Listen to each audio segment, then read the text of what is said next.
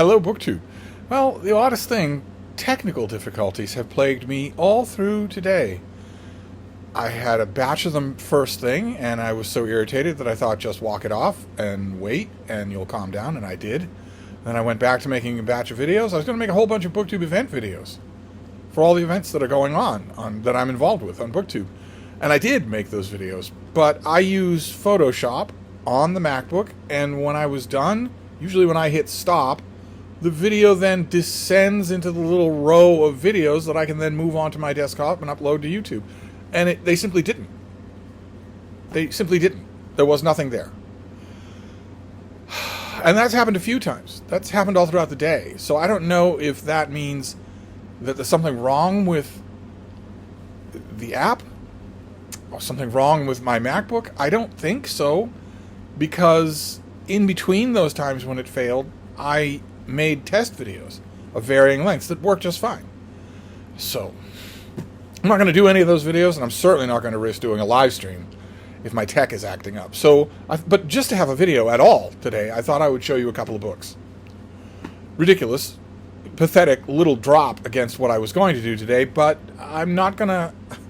I have, believe it or not, despite the fact that you always see me relaxing on my fainting couch, I have other things to do. I can't just persistently try to make videos for the whole course of a day. So this is going to have to do. Today was the signature day for this little heat event that Boston was predicted to have, where it got ferociously hot and humid in the middle of the day, and then there was disturbed air and even the rumble of very distant thunder.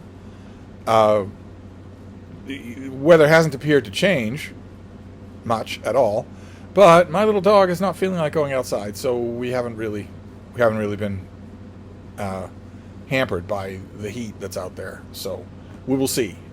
Today, I think the temperature in Boston got up to close to 95 degrees Fahrenheit, and tomorrow it's not supposed to get up to 80.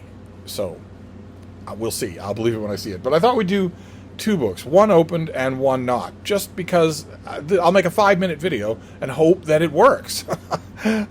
I'm not going to fight with technology, and it's a while yet before I'll have any tech help here to find out what's going on, or maybe come up with a workable alternative. So we'll do first the book that is opened, and it's a Stuart McBride novel. It's Inspector Logan McCrae. A lot of you will be a lot more familiar with this series than I am. This is the new one that just came out this month. It's The House of Burning Bones. Absolutely beautiful cover. Great big thing, too. I don't remember. I've read, I think, one Stuart McBride. I don't think it was the first book in this series, and I don't remember it being anywhere near this big. Well, this is on the pile for tonight. The newspapers are the end papers. In the heat of a blistering summer, Aberdeen's police are struggling. Half the force is off sick, all leave has been cancelled, someone's firebombed a hotel full of migrants, and there's a massive protest march happening this Saturday. With officers dropping like flies, Detective Inspector Logan McCrae is forced to juggle cases and run a major murder investigation with a skeleton staff of misfits, idiots, and malingerers until the top brass can arrange backup from other divisions. It doesn't help that the Aberdeen Examiner has just been bought by Natasha Agapova, a tabloid media tycoon hell-bent on blaming local police for everything. And she's more than happy to fan the flames. But, as bad as everything seems, it's about to get much, much worse. So, that sounds like a lot of fun. And the impression I have, again, a lot of you will know better, the impression I have is that I don't really need to be completely up on every McCrae novel in order to read the latest one and like it. We will see. And then there's the package, which we will open together at the risk of both food for thought and this video simply not uploading, simply not happening. No idea what can explain that, much less for it happening many times. I will try to do all my my usual BookTube bombardment tomorrow. But anyway, in the meantime, okay. This comes out in November. This is by W. David Marks, and it is called Blank Space, A Cultural History of the 21st Century. And there's no sheet here. The piece of paper was an invoice, so we'll just read the back. Over the past 25 years, pop culture has suffered from a perplexing lack of reinvention.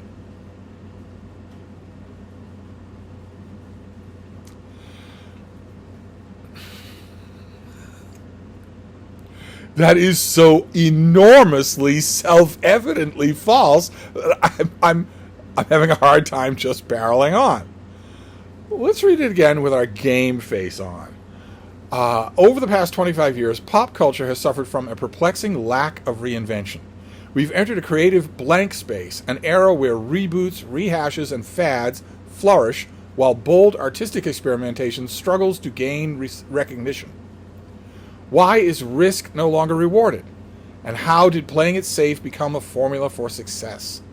Acclaimed cultural historian W. David Marks sets out to uncover the answers. In this ambitious cultural history, Marx guides us through the blur of the 21st century so far, from the Obama era to the rise of K-pop, from Paris Hilton to the Marvel Cinematic Universe, from Beyoncé to Taylor Swift to Beyoncé and Taylor Swift, whose enduring influence highlights both their adaptability and the broader shifts in pop culture.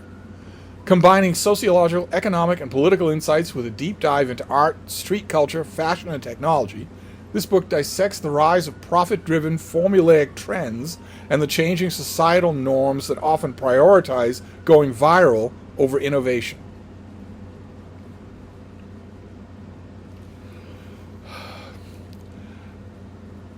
I can see all the hands that are raised. Yes, that the phenomenon of something going viral is, in fact, a cultural innovation that happened in the last 25 years. Anyway, the author reveals how backlash against indie snobbery and 90s counterculture gave rise to a counterculture culture, one marked by anti-liberal sentiment, the celebration of business heroes, and the increasing influence of industry plants and the elite class.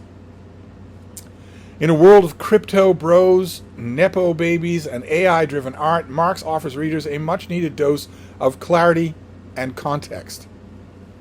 Okay, well, who is he when he's at home? Longtime cultural writer based in Tokyo, who's written for everybody under the sun.